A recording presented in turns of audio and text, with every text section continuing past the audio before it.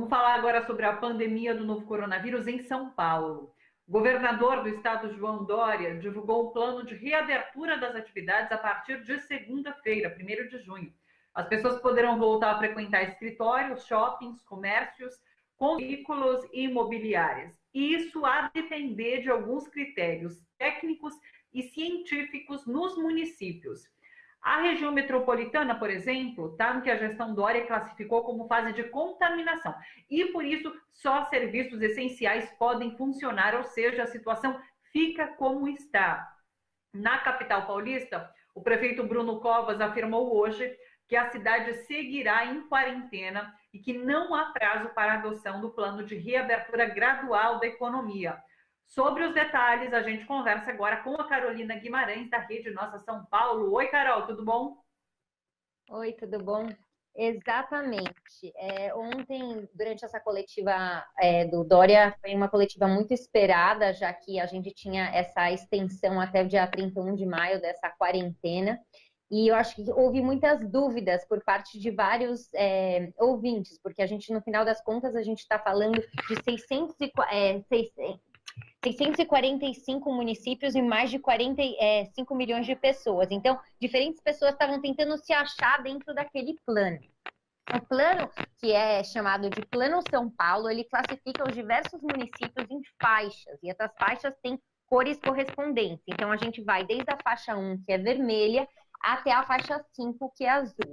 E dependendo de alguns critérios que foram levados em consideração, como casos, incidência, morte, ocupação de leitos, os diferentes municípios estão categorizados em diferentes faixas. O que causou muita surpresa foi que São Paulo, capital, está na faixa laranja, enquanto a grande região metropolitana está na faixa vermelha. E isso causa muita contestação entre diversos prefeitos, né, que não entenderam exatamente por quê. E estão contestando esses dados de acordo com ocupação de leito e não. E vale a pena ressaltar, quando a gente fala, né, desses municípios, a gente está falando algumas vezes de uma rua de separação entre um município e outro. Então, essa dinâmica ela é muito fluida na região metropolitana. Então, realmente é muito difícil você separar onde a pessoa foi contaminada, onde ela está usando esse leito e tal. Eu acho que vale ressaltar aqui que esses dados, né, essa mudança de faixa da 1 para 2, ela vai ser constantemente revisada a cada 7 dias, então o município ele pode mudar de faixa, porque, por exemplo, você também tem Santos e Praia Grande contestando esses dados, entendendo que eles fecharam várias praias, fizeram várias medidas de isolamento social e mesmo assim não estão flexibilizados e não estão na faixa laranja. E todo mundo quer estar, claro, na faixa laranja depois dessa grande quarentena. Carol, primeiro só deixa eu pedir para você segurar o seu fone, porque não sei se ele está batendo, e daí ele faz um barulhinho enquanto você está falando. E daí, continuando, no caso de São Paulo, Covas pediu um plano para setores distintos, para que ele possa aprovar a continuidade, então a abertura, na verdade, desse setor ou não, é isso?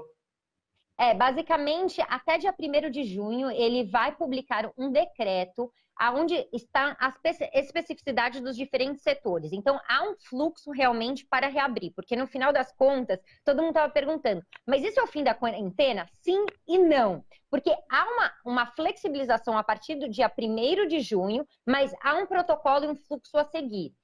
Os diferentes setores, o setor, por exemplo, de shoppings e o setor imobiliário, que são esses primeiros setores considerados possíveis a abrir, eles têm que mandar um protocolo para a Secretaria de Desenvolvimento Econômico e Territorial, especificando o que eles estão fazendo em termos de medidas sanitárias, em termos de proteção tanto aos funcionários quanto aos consumidores, comunicação. Então, tem diversas especificidades e eles têm que mandar isso à secretaria e junto com a vigilância sanitária, esses protocolos vão ser revisados e depois eles podem reabrir. Então, realmente, assim, a partir do 1º de junho, eles vão receber esses encaminhamentos e aí decidir se podem reabrir ou não. Então, por isso que não ficou muito claro para as pessoas se há uma flexibilização ou não. Perfeito. Existe também, Covas demonstrou uma preocupação em relação à perspectiva de gênero, muito por conta do que pode ser uma alta taxa de desemprego feminino nesse momento de flexibilização de serviços, né? Exatamente. A dificuldade é que as creches e escolas não vão reabrir. E, infelizmente, na sociedade que a gente vive, muito desse cuidado recai sobre a mulher. Então, como que a gente consegue garantir que não haverá um desemprego feminino maior, especialmente nesse momento de recuperação, né? Então, existe essa preocupação, esse olhar, mas ainda não tem uma resposta específica para isso. Eu acho que ele levantou essa preocupação e isso vai ser desenvolvido. Eu acho que existem muitas perguntas, como que a gente vai conseguir se readaptar a essa realidade que o coronavírus nos impôs. E a gente não tem todas as respostas. Eu acho que tem esses passos a serem seguidos. Ainda exige muita participação e responsabilidade da sociedade civil para que a gente não volte aonde a gente estava, porque ele diz claramente que existe essa possibilidade de voltar, e você tem alguns casos pelo mundo que abriram e fecharam de volta.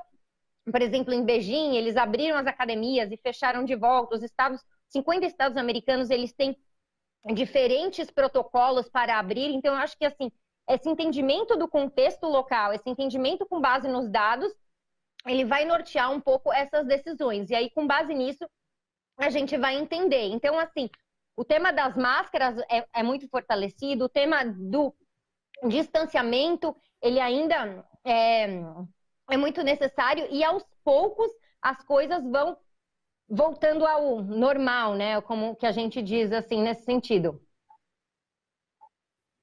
E como você mesma disse, tem muito mais pergunta do que resposta nesse momento, né? Então, acho que agora nos próximos dias a gente todos vamos conseguir entender melhor do que se trata essa quarentena consciente de João Dória e com detalhamento agora de Bruno Covas. Carol, obrigada pela participação. Até semana que vem. Um beijo. Obrigada também. Tchau, tchau.